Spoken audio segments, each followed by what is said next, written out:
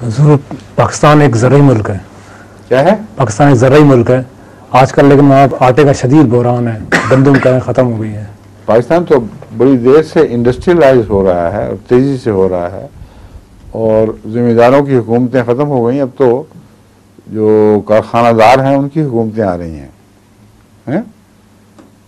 इस ज़माने में पाकिस्तान में सोचा भी नहीं जा सकता था कि कारखानेदार हुकूमतें करेंगे। ज़मींदार हुकूमत करता था और कारखानेदार उसके ताबे रहता था, उसकी नज़र उसकी रज़ा पर रहती थी। लेकिन अब वक्त बदल चुका है। जैसे हिंदुस्तान में एक दौर आया था, इंडस्ट्रियल रेवोल्यूशन हुई है, उसमें सियासत भी मुतासर हुई और फिर सियासत में भी इंडस्ट्रियलिस्ट को ताकत ज़्यादा मिल गई। तो पाकिस्तान तो अब उस जगह पहुंच गया है, और ज़री मुल्क के होने के बावजूद इसकी ज़री ज़रूरियात की तरफ कभी भी किसी सियासतदान ने ताकत में आने के बावजूद हकीकी तवज्जो नहीं दी, कभी भी नहीं दी। बुनियादी मसाइल उसी तरह के उसी तरह पड़े रहे हैं। जितना सबसे बड़ा मसला पानी का है, उसकी तरफ क्या तवज्जो दी है उन्होंने? अब ये देखें कि पानी अगर कम हो तो ज़मीनें तकसीम करने से या बंजर ज़मीनें हारियों में बांटने से ये मसला कैसे हल हो जाएगा? पैदावार तो नहीं बढ़ेगी। पैदावार तो पानी जमा ज़मीन बनाता है। अगर पानी बढ़ जाए ज़मीन ना हो, ज़मीन बढ़ जाए और पानी ना हो, दोनों सूरतों में पैदावार नहीं बढ़ सकती। फिर ये देखा ही नहीं गया कि हमारे जो दरिया हैं उनमें मिट्टी भर भर के उनकी सतह ऊंची हो रही हैं, जिसके नतीजे में सबसे बड़ा पानी का ज़ाया इस वजह से हो रहा है। ये इनको पता नहीं आज तक लगा। इतना अंधापन और कौम की सियासत रहनुमाई के दावे करके एक दूसरे के पास आएँ और इस बात को भूल कर चले जाएं, हद से ज़्यादा बेवकूफ़ी है। सारा फ्लड का पानी जो सारा साल हम इस्तेमाल कर सकते हैं, इसलिए ज़ाया हो रहा है कि दरियाओं के बेसिन छोटे हो चुके हैं।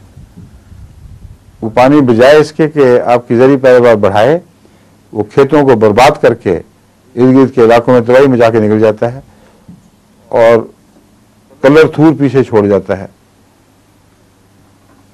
जितना दरिया का लेवल ऊंचा होगा उतना ही ज़मीन का पानी का लेवल ऊंचा होगा। जितना ऊंचा होगा वो ज़मीन के सॉल्ट्स को, नमकियात को ऊपर ले आते हैं पानी, और उनके वॉश डाउन करने को, उनको धोकर नीचे फेंकने के लिए वो जगह ही नहीं है। क्योंकि वो नहरें जो इसलिए बनाई जाती हैं, जब तक वो दरिया में ना डाली जाएं उस वक्त तक दरिया के पानी में मिलकर उसकी शोरियत में कमी नहीं की जा सकती और निकालने की जगह कोई नहीं रहती। तो अगर मुल्की पैदावार को बढ़ाना है तो सवाल यह, ज़ायद पानी कहाँ से लेंगे?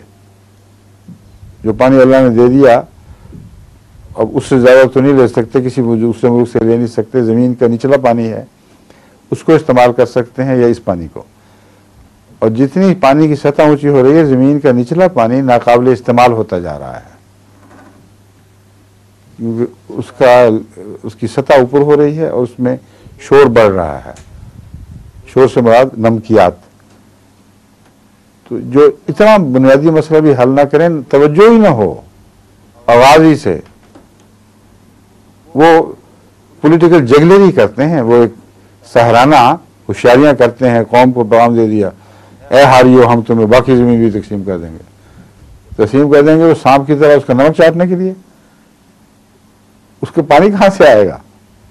अगर दूसरी जगह कमी करेंगे तो दूसरी तरफ वाले शोर मचाएंगे, उनकी कमी आ जाएगी। और एक करप्ट सोसाइटी में जब ज़मीनें ज़्यादा हो जाए, पानी कम हो जाए, तो अमीर आदमी पहले से भी ज़्यादा अमीर हो जाता है, क्योंकि वो सबका पानी अपने लिए इस्तेमाल करता है, फिर पैसे देने पड़ते हैं। और यही हो रहा है सिंध में, तो इस कसरत से होता है, पंजाब में भी। लेकिन पंजाब में बहुत से बरानी इलाके हैं, वहाँ इस पानी की तकसीम की बहस नहीं उठती। और दूसरे इलाके ऐसे हैं जिनमें ट्यूबवेल्स की वजह से जमींदार कुछ ना कुछ आज़ाद हो जाता है इस निज़ाम से। मगर सिंध में तो निचला पानी इतना खारी है कि ट्यूबवेल का निज़ाम चलता ही नहीं, इसलिए वहाँ 100% अमीर आदमी ज़मींदार का कब्जा है पानी के ऊपर, और जितना ज़मीनें तकसीम की जाएं उतना ही वो पानी कम होगा पर एकड़ के हिसाब से, फी एकड़ तनासुब के लिहाज से कम होता जाएगा। जितना कम होगा उसकी कीमत बढ़ेगी, यही इक़्तिसादी उसूल है ना। जब कीमत बढ़ेगी तो जो पैसा खिला सकता है वो खिलाएगा और पानी और भी ज़्यादा अपने लिए समेट लेगा। इस तरह चल रहा है वहाँ निज़ाम। और ऊपर से जुल्म यह है कि मालिया का निज़ाम, जो आबियाना का निज़ाम है, वो अंधा है। वो ये नहीं देखते कि कितना पानी अमलन मिला और कितनी फसल हुई जिस पे मालिया लिया जाए। वो कहते हैं हमारे कानून के मुताबिक तुम्हारे 10 एकड़ का पानी तुम्हें मिलना चाहिए था, यानी इसलिए मिल रहा है, इसलिए 10 एकड़ की जो तुम्हारी फसल है इस पर हमें पैसे दो।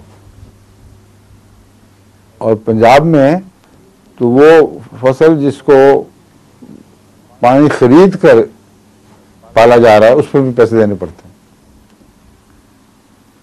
एक खराबी नहीं, बहुत सी हैं। जिम्मेदाराना मुल्क कहना इसको ज्यादती और जुल्म है।